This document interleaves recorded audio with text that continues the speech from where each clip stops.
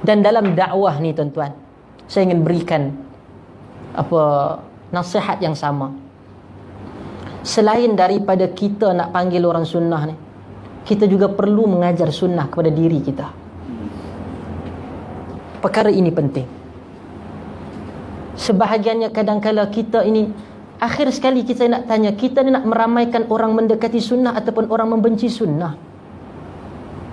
Sebab itu tuan-tuan tengok, alhamdulillah di kalangan asatizah, kalau orang maki saya, tuan-tuan tengok di Facebook, sebahagian tu yang menamakan diri mereka salafi, menggelar kita dengan nama anjing, menggelar kita dengan perbezaan dia bukan perbezaan besar, tapi maki tu bawa nama sunnah, kata salafi, maki dia macam tak ada agama.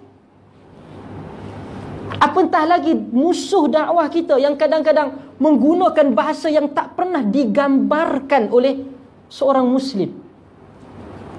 Alhamdulillah setakat ini tuan-tuan boleh semak perkataan kita secara publik, kita tak pernah jawab dengan taraf yang sama.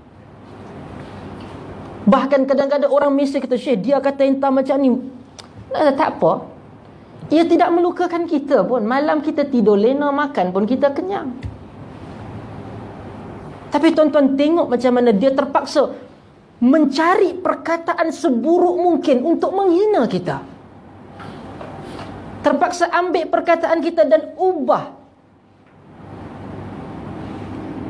Tuan-tuan yang berada di sini dan yang mendengarnya, ketika kita kadang-kala sebahagiannya itu, kita tahu orang itu salah, kita tahu. Tapi kadang-kala perkataan yang cuba digunakan itu tak menggambarkan sunnah. Dulu kita katakan, kalau Nabi duduk sebelah kita, Nabi tengok perkataan kita tu, saya nak berdakwah sunnah, adakah Nabi kata ini sunnah yang aku ajar? Sebahagian tu kalau tulis kita tengok, ini bukan belajar sunnah, ini tak ada agama. Betul tak? Tuan-tuan jumpa kan? Dan kemudian terpaksa bila orang tegur, kita yang kena balik, dia terpaksa cari perkataan-perkataan di kalangan para ulama yang konon-konon menyokong dia. Sebahagian ada di kalangan perkataan itu kasar.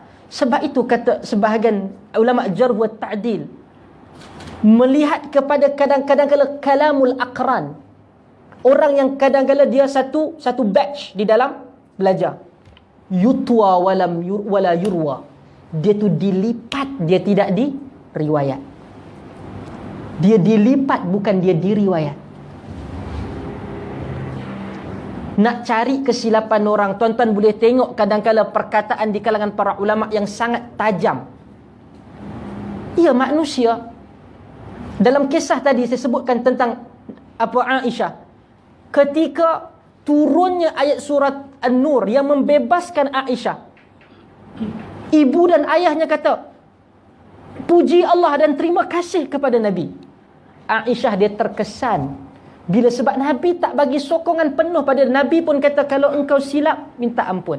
Dia manusia. Apa kata Aisyah? Walau uzakki 'ala Allahi ahada, aku tidak akan memuji melainkan Allah. Nak tunjuk dia? Dah bengkeng enggak lah. Dia dah kata, dia tak buat. Kita tunggu nanti Allah akan bebaskan. Sebab tu dia kata, aku tak sangka Allah Ta'ala turunkan ayat kepada aku. Aku sangka Allah akan berikan wahyu melalui mimpi Nabi SAW. Sebab tu kadang-kala tidak dengan, mungkin yang tidak sampai kepada dia itu dakwah sunnah hadis yang kita ajar, tetapi akhlak kita sampai pada dia. Yang itu yang melembutkan. Sebab tu saya selalu cakap kat diri saya, untuk kadang-kadang kita marah, aku nak ramaikan orang di syurga Allah ataupun aku nak ramaikan orang di neraka. Kan? Itu kerja kita. Kalau semua orang itu masuk ikut dakwah kita, kita tak ada kerja nak pergi berdakwah pada orang, kerana ada manusia seperti itulah yang mampu untuk menambah pahala kita. Sabarnya kita. Kita cakap ni, ikut sunnah. Alhamdulillah saya ikut Ustaz. Senang. Bila tiba-tiba dia maki dan kita sabar, kita senyum, kita doa pada Allah, kita sakit, dan sama ada batin ataupun fizikal kerana cercaan manusia, kita sabar, kita doa, semua itu pahala untuk kita. Tapi kita yang pergi bantu syaitan di atas benda itu, Nabi SAW larang sibabul muslim. Selama mana dia muslim, dia tidak kafir, dia tidak murtad. Mungkin dia ahli bid'ah, ataupun dia mungkin saja orang yang melakukan bid'ah, dia tidak halal melalui lidah kita. Bermaksud lidah kita tidak halal untuk maki hamun dia. Bukan tak ada orang yang lebih teruk daripada itu, Yahudi zaman Nabi. Nabi tak sampai pada tahap itu. Sebab itu Muslim, orang yang menyatakan kita membawa bendera sunnah, dia bukan terhenti pada apa yang Allah kata dan apa Rasul kata, apa yang diamalkan oleh Nabi daripada akhlak. Innama bu'istum liutammima makarimal akhlak. Aku ini diutuskan kepada kamu menyempurnakan akhlak yang baik. Jangan kita jadi orang yang bercakap tentang hadis sahih, tetapi tentang akhlak kita tak boleh sampai. Sekurang-kurangnya di publik kita tak cakap benda itulah. Mungkin saja dalam duduk kita terasa, kita tercakap lebih, kita mohon ampun pada Allah.